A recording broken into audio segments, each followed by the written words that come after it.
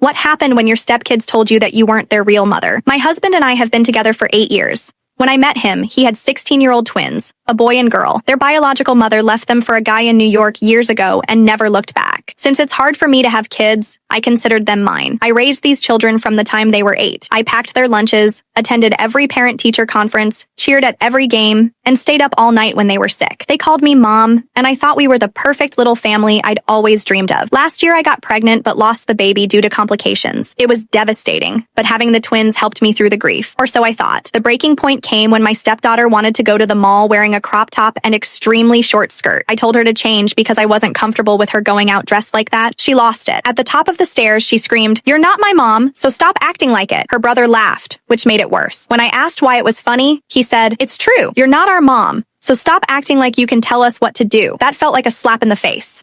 After 8 years of raising them, this is what I got. But it got worse. Over the past months, they'd been saying horrible things. My stepdaughter even told me it was my fault I lost my baby and that she was happy I did. The next morning, I decided they were right. If I'm not their mom, then I won't act like it. I didn't wake them up for school, didn't make breakfast, made myself eggs and coffee while they scrambled around late and confused. My stepson had a basketball game that day. Normally, I'd bring snacks for the team and cheer from the stands. I didn't go. My stepdaughter had a cheer competition 2 days later. Usually, I'd be front row with my camera and flowers. I stayed home. I stopped doing their laundry, stopped cooking dinner for them, stopped driving them places. When they cooked, I ordered takeout just for me. When they asked for help with homework, I said I wasn't qualified since I'm not their mother. They could feel me pulling away, staring at me confused during meals. The house got tense and awkward. Finally, my stepdaughter came to me crying. "Why didn't you show up to my competition? I'm not your mom," I said calmly. "Why would I?" When I told my husband what they'd said, he brushed me off like it was no big deal. That's when I knew our marriage was over too. I sat them all down for a family meeting. My stepson actually apologized for laughing, but my stepdaughter sat on her phone the entire time, not listening. When I asked her to apologize for saying I deserved to lose my baby, she said the baby deserved it. My husband just sat there staring into space.